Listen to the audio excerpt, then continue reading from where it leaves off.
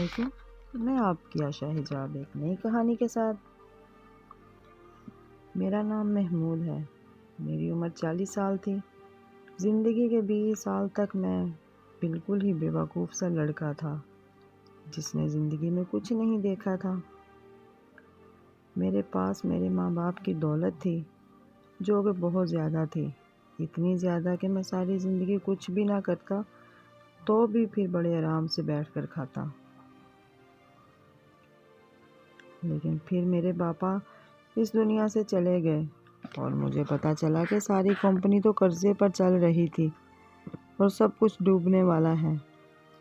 میں نے بہت ہی محنت کی اور پھر سے اس کمپنی کو اس قدموں پر کھڑا کیا اور 10 سال تک محنت کرنے کے بعد میں نے کمپنی کو بچا لیا، بینک کا سارا قرضہ اتار دیا۔ اب میں پھر سے ایک امیر انسان تھا جس کے پاس دنیا کی ہر چیز تھی، لیکن میرے ہاتھوں سے نکل رہ چکی تھی۔ اس بیچ میں نے زندگی میں کافی ساری لڑکیوں کو دیکھا جو مجھے اچھی لگی، لیکن میں کسی سے بھی شادی نہیں کر پایا۔ بس وہی 2-4 دن کی دوستی اور پھر کچھ مہینوں کی بات چیت کے بعد ان کا شادی سے انکار۔ آپ تو بڑے ہیں، ہم تو آپ کو انکل سمجھتے ہیں۔ میں بہت سی لڑکیوں سے شادی کرنا چاہتا تھا لیکن مجھے کوئی پسند نہیں کرتی تھی۔ ایک لڑکی آئی تھی میری زندگی میں، لیکن اس کے ساتھ میرا ساتھ بہت کم تھا اور اس کے بعد وہ پتہ نہیں کہاں غائب ہو گئی، اور اب شاید میری پسند بھی بدل گئی تھی۔ کم عمر لڑکی سے بیٹی والا احساس ہوتا تھا۔ پھر ایک دن میں ایک سپر مارکیٹ میں گیا جہاں میں پرفیوم خرید رہا تھا۔ وہاں پر ایک لڑکی مجھے بار بار کہنے لگی کہ آپ اس کمپنی کا پرفیوم خرید لیں۔ میں نے کہا کہ مجھے پرفیوم نہیں خریدنا، آپ مجھے تنگ کیوں کر رہی ہیں؟ کیونکہ اس نے مجھے 3 سے 4 دفعہ کہا تھا۔ وہ تو پرفیوم کی بوتل ہاتھ میں لیے میرے پیچھے ہی پڑ گئی تھی، یہاں تک کہ میرے پیچھے پیچھے آنے لگی۔ میں ایسے لوگوں کی عزت کرتا تھا، یہ بیچارے اپنی روزی روٹی کمانے کے لیے کھڑے ہوتے ہیں، لیکن پتہ نہیں کیوں میرا تنگ آ گیا اور میں نے کہہ ہی ڈالا کہ کیوں مجھے تنگ کر رہی ہو؟ کہنے لگی کہ اگر میں نے ایک بوتل پرفیوم بیچ دی تو مجھے 100 روپے کا بونس ملے گا اور مجھے بہت زیادہ ضرورت ہے۔ میں نے کہا اپنی ضرورت کے لیے خود ہی محنت کرنی پڑتی ہے۔ وہ وہاں سے چپ کر کے چلی گئی، لیکن بعد میں مجھے برا لگا، مجھے اسے یہ نہیں کہنا چاہیے تھا۔ میں نے اس کے پرفیوم کی 10 بوتلیں اور اس برانڈ کے 10 پرفیوم خرید لیے اور اس کو اچھا خاصا فائدہ ہو گیا۔ اس نے دور سے دیکھا، وہ سمجھ گئی تھی کہ میں نے کیا کیا۔ وہ مسکرا دی اور گھاڑی تک میرا شکریہ ادا کرنے آئی۔ اس نے کہا کہ خوبصورت گھاڑی ہے آپ کی۔ اس کے بعد میں دوبارہ وہیں گیا کیونکہ میں وہیں جاتا رہتا تھا۔ اس طرح 1-2 ملاقاتوں میں ہماری آپس میں کافی بات چیت ہو گئی۔ وہ ایک اسٹوڈنٹ تھی اور اس کا نام مینا تھا، بہت خوبصورت تھی، یہ ایک اچھی لڑکی تھی، اس کا ویژن اچھا تھا۔ وہ محنت کر رہی تھی، 100 روپے کے لیے اسے بہت محنت کرنی پڑتی تھی، لیکن وہ ہمت نہیں ہارتی تھی۔ ایسے لوگ اچھے لگتے ہیں جو بہت ہمت سے دنیا میں جی رہے ہوتے ہیں۔ ان کو دیکھ کر آپ کو بھی ہمت ملتی ہے اور آپ کو بھی احساس ہوتا ہے کہ صرف آپ نے محنت نہیں کی، باقی لوگ بھی مشکل میں ہیں۔ آہستہ آہستہ وہ بھی مجھے اچھی لگنے لگی، لیکن میں جانتا تھا کہ ہمارے بیچ ایسی کوئی بات نہیں ہو سکتی کیونکہ اس کی عمر تو شاید 18-19 سال لگتی تھی۔ لیکن ایک دن اس نے مجھے کہا کہ اسے لفٹ چاہیے، اور جب میں نے اسے لفٹ دی تو اس نے اپنی اس کی گاڑی ایک بند گلی میں رکوا دی۔ اس نے مجھے کہا کہ ادھر گاڑی روک دیں۔ میں نے کہا لیکن یہ گلی تو بند ہے، یہاں پر تو کوئی گھر نہیں ہے۔ اس نے کہا کہ 1 منٹ گاڑی روک کے تو۔ میں نوجوان لڑکا تھا، نہیں تجربہ کار آدمی تھا، میرے دماغ میں ہزاروں قسم کی باتیں آنے لگی کہ یہ لڑکی کہیں اس طرح کی تو نہیں ہے کہ آج مجھے اس بند گلی میں لے جا کر ڈکیتی تو نہیں کروانے لگی۔ اور اس کے بعد اس نے اچانک مجھے کچھ ایسا کہا کہ میں حیران رہ گیا۔ اس نے کہا میری ایک سوتیلی ماں ہے جو میری شادی کروانا چاہتی ہے، میں وہ شادی نہیں کرنا چاہتی، لیکن وہ کہتی ہے کہ پھر تو کس سے شادی کرنا چاہتی ہے؟ وہ مجھ پر بدکاری کا الزام لگاتی ہے، کہتی ہے کہ اگر تو اپنی پسند شادی کرے گی تو پھر آدمی بہت زیادہ امیر ہونا چاہیے، نہیں تو میں اپنی پسند سے تیری شادی کرا دوں گی۔ وہ کسی غریب انسان سے میری شادی نہیں کروانا چاہتی۔ ظاہر ہے اس کے اندر اس کا اپنا ہی فائدہ تھا۔ وہ کہتی ہے تجھے کسی امیر آدمی سے شادی کرنی ہوگی، اگر آپ مجھ سے شادی کر لیں گے تو میری زندگی بچ جائے گی۔ میں نے کہا کہ کس قسم کی باتیں کر رہی ہو؟ میں ایسا نہیں کر سکتا، میں تم سے شادی کیوں کروں؟ ہم تو ایک دوسرے کو ٹھیک سے جانتے بھی نہیں ہیں۔ میں اسے یہی جواز دینا چاہتا تھا کہ میں تم سے عمر میں بڑا ہوں اور تم کم سن ہو، لیکن میں اپنے آپ کو پھر بھی بوڑھا نہ کہہ سکا۔ میں بھی تو آدمی تھا، نہ انسان کی اپنی ایک نفسیات ہوتی ہے، وہ اپنی کمی کو کبھی سر عام تسلیم نہیں کرتا، چاہے دنیا ادھر کی ادھر ہی کیوں نہ ہو جائے۔ میں نے بھی یہی کہا کہ ہم تو ایک دوسرے کو جانتے نہیں، جبکہ میں اسے سیدھا کہتا تو میں تمہارے باپ کی عمر کا ہوں، لیکن میں یہ لفظ بول نہیں پایا۔ اور پھر اس نے ایسی بات کی کہ میں حیران رہ گیا۔ وہ کہنے لگی کہ آپ سے بہت محبت کرتی ہوں، آپ کے بغیر میں رہ نہیں سکتی۔ میں یہ سن کر حیران رہ گیا کہ اتنی خوبصورت جوان لڑکی میرے عشق میں پاگل ہو گئی، اور وہ بھی اس حد تک کہ میرے بغیر رہ نہیں سکتی۔ میں نے تو ایسا کچھ کہیں کیا نہیں، اس کو کوئی غلط اشارہ نہیں دیا، کوئی الٹا سگنل نہیں دیا، پھر وہ اس گلی میں جیسے مڑ گئی۔ میں تو ویسے ہی ایک ترسا ہوا انسان تھا، میرے لیے تو ایسا ہی تھا کہ جیسے شکار خود ہی میری باہوں میں آ گیا ہو۔ پر یہ تو غلط تھا، کسی کی مجبوری کا فائدہ اٹھانا کوئی اچھی بات نہیں تھی۔ مانا کہ میں خود غرض ہونے کی اجازت تھی، لیکن خود غرضی تو پھر بھی خود غرضی ہی رہتی ہے نا۔ اگر انسان کی چوری کرنے کی اجازت دے دی جائے تو رہتی تو وہ چوری ہی ہے۔ میں نے ایسا کبھی نہیں کیا تھا۔ پر اس نے کہا کہ جس آدمی سے میری شادی کروا رہی ہیں اس کی عمر تو آپ سے بھی زیادہ ہے، تو پھر آپ ہی مجھ سے شادی کیوں نہیں کر لیتے؟ ایسے موقع پر خود غرض ہو جانا چاہیے، اس لیے میں بھی خود غرض ہو گیا۔ ہم دونوں کے بیچ قول قرار ہو گئے اور ہم نے ارادہ کر لیا کہ ہم ایک دوسرے سے ہی شادی کریں گے۔ اس نے کہا تھا کہ اسے مجھ سے بہت محبت ہے، وہ میرے بغیر ایک پل بھی نہیں رہ سکتی ہے، لیکن ابھی ہم لوگ ایک دوسرے کے بغیر ہی تھے۔ پر روز ایک دوسرے سے ملتے تھے، میں اسے شاپنگ کرواتا، ہم ایک دوسرے کو سمجھ رہے تھے۔ پہلے تو سلام دعا تک ہی بات تھی، لیکن اب ایک دوسرے کا ہاتھ بھی پکڑتے، سیر کرنے جاتے، ڈنر کرتے، فلم دیکھتے۔ شاپنگ کی تو ایک الگ ہی لسٹ تھی، روز ہی شاپنگ ہوتی تھی۔ اس کی آنکھوں میں بہت خواب تھے، لیکن سارے خواب ہی چھوٹے چھوٹے تھے۔ میں نے کہا کہ میں تمہارے سارے خواب پورے کروں گا۔ کبھی وہ کہتی کہ میں نے فلاں دکان کا سوٹ پہننا ہے، لیکن یہ میرا ایک خواب ہے، تو میں فوراً اسے اسی دکان پر لے جاتا۔ کبھی وہ کہتی کہ مجھے اس ہوٹل میں کھانا کھانا ہے، یہ میرا شوق ہے، پر یہ میرا ایک خواب ہے۔ جیسے ہی اس کے منہ سے یہ لفظ نکلتا کہ یہ تو میرا ایک خواب ہے، میں فوراً اس خواب کی تعبیر کر دیتا۔ جب وہ خوش ہوتی تو مجھے اور بھی زیادہ پیاری لگتی۔ میں نے سوچ لیا تھا کہ اگر یہی میری زندگی میں لکھی ہے تو پھر میں کیوں پیچھے ہٹوں؟ میں کیوں کہوں کہ نہیں نہیں نہیں یہ تو غلط ہے؟ جب اس کو کوئی مسئلہ نہیں ہے تو پھر مجھے بھی کوئی مسئلہ نہیں ہے۔ 2 مہینے تک ہم ایک ساتھ رہے، اور پھر میں نے ایک دن اسے کہا کہ اب شادی کر لیتے ہیں، تو وہ اس بات پر ہنسنے لگی۔ اس نے اس بات کو مذاق میں اڑا دیا۔ میں نے اسے کہا کہ تمہاری ماں تو تمہاری شادی کروانا چاہتی تھی، پھر اب ہم انتظار کس بات کا کر رہے ہیں؟ اس نے کہا کہ میری ماں کی ایک شرط ہے، جو میں آپ کو بتاؤں گی تو شاید آپ کو برا لگ جائے۔ میں نے کہا ایسی کوئی بات نہیں، تم بتاؤ۔ اس نے کہا میری ماں مہینے کے کچھ پیسے لگانا چاہتی ہے، جو آپ اسے ہر مہینے بھیجیں گے، کیونکہ پھر اس کے پاس کمانے والا بھی کوئی نہیں ہے۔ مجھے یہ بات عجیب لگی، لیکن ظاہر ہے وہ عورت اس کی سوتیلی ماں تھی، وہ ایک لالچی عورت تھی، اس لیے میں نے کہا ٹھیک ہے، میں اس کو مہینے کے 10,000 روپے دے دیا کروں گا۔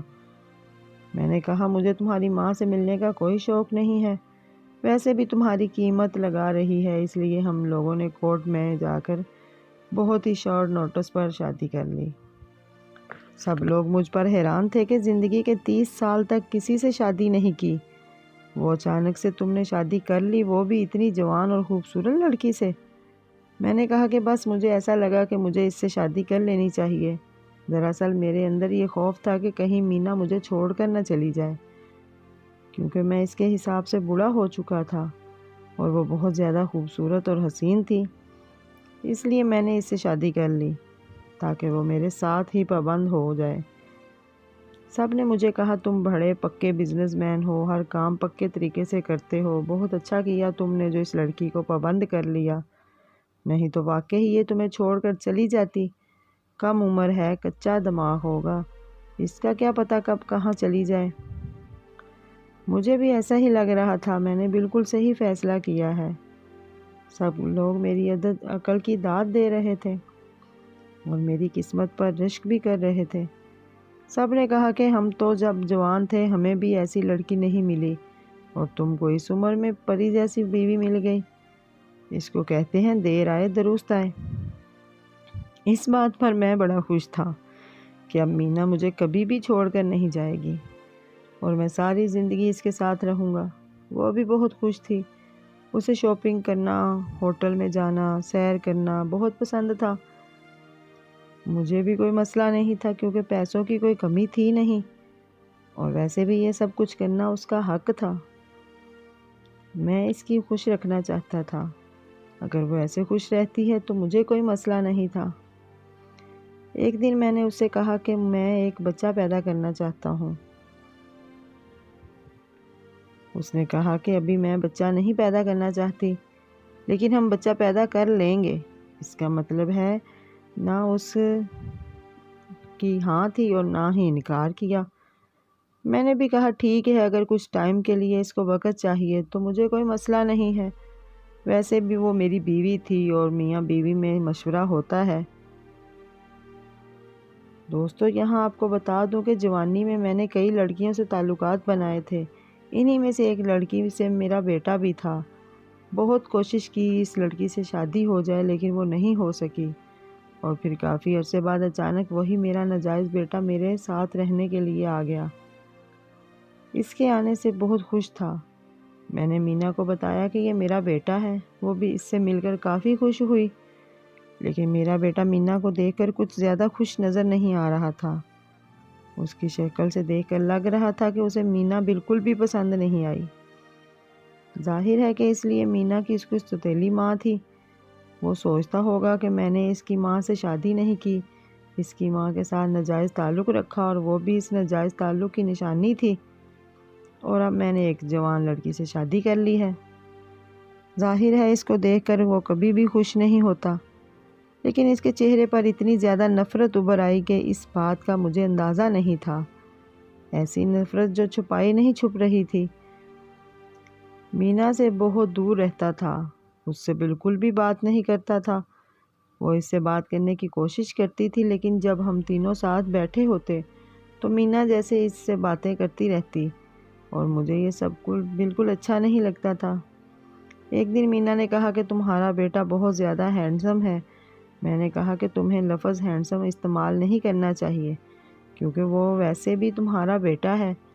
وہ بری طرح ہنسنے لگی اور اس نے کہا وہ میرا بیٹا کیسے ہو سکتا ہے، وہ مجھے سلام کر کے راضی نہیں ہے۔ آپ اس کے ساتھ ہوا میرا رشتہ نہ بنائیں، میں اس کی ماں نہیں ہوں، سوتیلی ماں بھی نہیں ہوں، میں اس کی ماں لگتی ہی نہیں۔ اتنے ہینڈسم لڑکے کو تو میں کبھی بیٹا نہ کہوں۔ میں مینا کی زبان سے یہ لفظ پہلی بار سن رہا تھا۔ اس طرح کی باتیں نہیں کرتی تھی، لیکن اب کرنے لگی تھی۔ پھر ایک دن مجھے پتا چلا کہ مینا برتھ کنٹرول کھا رہی تھی۔ میں نے اسے کہا کہ تم نے مجھے یہ بتایا کیوں نہیں کہ تم یہ گولیاں کھا رہی ہو؟ تم بچہ پیدا نہیں کرنا چاہتی تو مجھے بتا سکتی تھی، لیکن مجھ سے چھپ کر تو یہ گولی نہ کھاتی۔ شادی اس طرح نہیں چلتی، اس نے مجھے کہا کہ تم نے پہلے کتنی شادیاں چلائی ہیں جو اب تم یہ سب کچھ کہہ رہے ہو۔ اس نے مجھے طعنہ دیا اور میں حیران رہ گیا۔ جب سے میرا بیٹا گھر میں آیا تھا مینا کا رویہ بہت بدل گیا تھا۔ وہ اس کے بالکل بھی پسند کرتا تھا، پھر بھی وہ اس سے بات کرنے کی کوشش کرتی رہتی تھی۔ ایک دفعہ ہم تینوں ہی کسی پارٹی میں گئے جہاں پر مجھے بھی زیادہ لوگ نہیں جانتے تھے اور مینا کو بھی نہیں، اور زیادہ لوگوں کو بھی یہ نہیں پتا تھا کہ ہماری شادی ہو چکی ہے۔ وہاں پر مینا نے کسی سے تعارف کروایا اور اس کو یہ بتایا کہ میں اس کا شوہر نہیں ہوں بلکہ میرا بیٹا عمر اس کا شوہر ہے۔ جب یہ بات مجھ تک پہنچی تو میں نے کہا تم نے ایسا کیوں کہا؟ تو کہنے لگی کہ اگر میں کہتی تم میرے شوہر ہو تو وہ لڑکی مجھ پر ہنستی، اور سب کہتے ہیں کہ تمہارا شوہر کم اور تمہارا باپ زیادہ لگتا ہے۔ وہ میری اسکول کی دوست ہے، اس کے سامنے شرمندہ نہیں ہونا چاہتی تھی۔ میں نے کہا تم مجھ سے شرمندہ ہو؟ میں کوئی عام انسان نہیں ہوں، میں بہت بڑا بزنس مین ہوں۔ تمہیں مجھ سے شرمندہ نہیں ہونا چاہیے، بلکہ مجھے تم سے شرمندہ ہونا چاہیے اگر تمہاری سوچ اس طرح کی ہے تو۔ تم اس طرح کی پارٹی میں لے جانے کے قابل ہی نہیں تھی۔ میں تو حیران رہ گیا جب مجھے ایک آدمی نے آ کر کہا آپ نے اپنے بیٹے کی شادی کر دی اور ہمیں بتایا تک نہیں۔ ہماری لڑائی ہو گئی اور اگلے ہی دن کچھ ایسا ہوا کہ میں حیران رہ گیا۔ رات ہوئی تو مینا میں کمرے میں نہیں تھی۔ مجھے لگا کہ وہ مجھ سے ناراض ہے اس لیے کمرے میں نہیں آئی۔ میں اسے منانے چلا گیا کیونکہ بظاہر میں ہی بڑا تھا اور مجھے ہی اسے منانا تھا۔ وہ تو معصوم تھی لیکن عمر میں کم ضرور تھی اور بہت زیادہ جذباتی تھی۔ اس عمر کے حصے میں بھی گزر چکا تھا۔ اس عمر میں ویسے ہی انسان زیادہ سوچتا ہے۔ میں پوری طرح موڈ میں تھا، میں اسے کسی طرح منا لوں گا اور اس سے معافی مانگ لوں گا، جبکہ غلطی میری نہیں تھی۔ لیکن مجھے وہ کہیں بھی نظر نہیں آئی، اور اس کے بعد جب میں ٹیرس پر گیا تو ایک منظر دیکھ کر حیران رہ گیا۔ مینا اور عمر ایک دوسرے کی باہوں میں تھے۔ دور سے تو ایسا ہی لگ رہا تھا، جیسے قریب گیا تو پتہ چلا کہ عمر اسے خود سے دور کرنے کی کوشش کر رہا تھا، لیکن وہ اس کے اوپر گر رہی تھی اور اسے گلے لگانے کی کوشش کر رہی تھی۔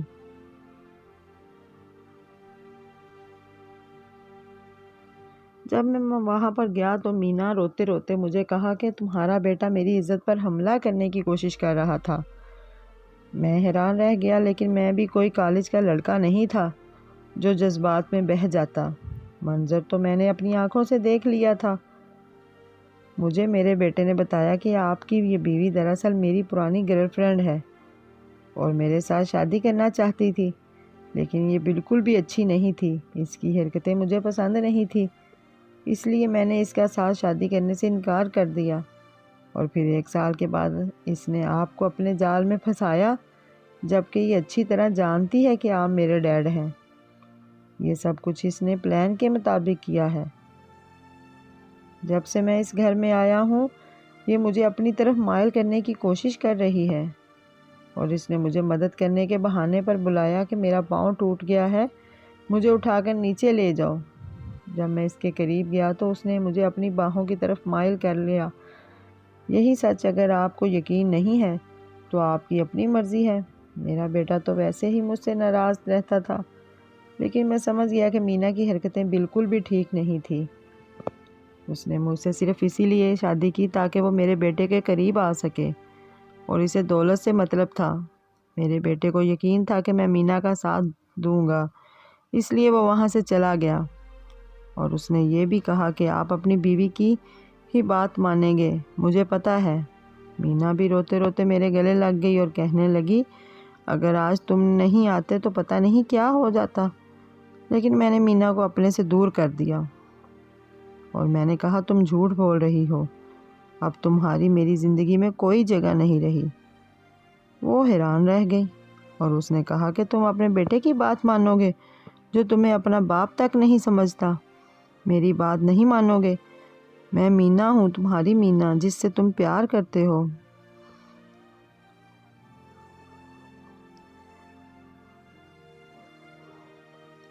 میں نے کہا کہ ہاں تم میری وہی مینا ہو جسے میں پیار کرتا تھا، لیکن تم میری محبت کے قابل نہیں ہو۔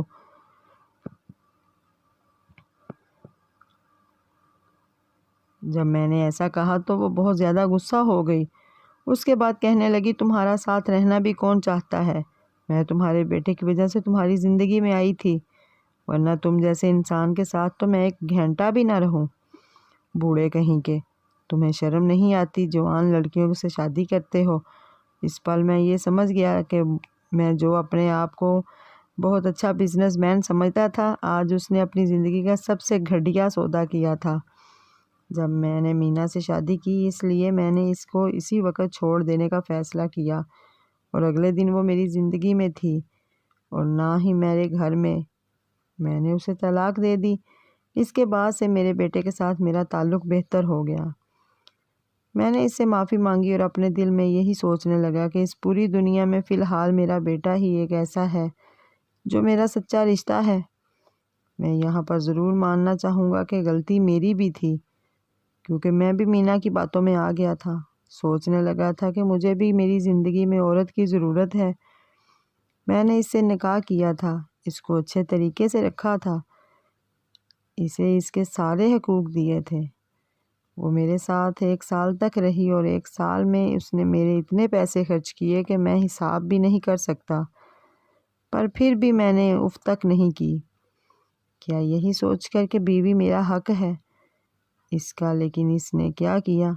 وہ ایک نہایت ہی بری لڑکی تھی اور میں اسے طلاق دے چکا تھا۔ اب وہ کہاں ہوگی یہ وہ نہیں جانتا، یہ اللہ جانتا ہے، لیکن 19 سال کی عمر میں ہی اس پر طلاق کا دھبا لگ گیا۔ شاید اسے خود نہیں پتا کہ یہ کتنی بڑی بات ہے اور معاشرہ اس کے ساتھ کیا کرے گا۔ اب مجھے احساس ہوا ہے کہ میں نے جو کچھ دوسری لڑکیوں کے ساتھ کیا، کل جیسے میں نے کسی کی بیٹی کی عزت لوٹی، کسی کی عزت کو داغدار کیا، اس کی سزا آج مجھے مل گئی ہے، کیونکہ اب میرا بیٹا بھی میرا ساتھ نہیں دے رہا، وہ بھی ساری حقیقت سے واقف ہو چکا ہے۔ یقین مجھے میرے کیے کی سزا ملی ہے۔ خدا را کسی کی بہن یا بیٹی کی عزت کے ساتھ ایسے نہ کھیلیں، ورنہ ایسا ہی ہوگا۔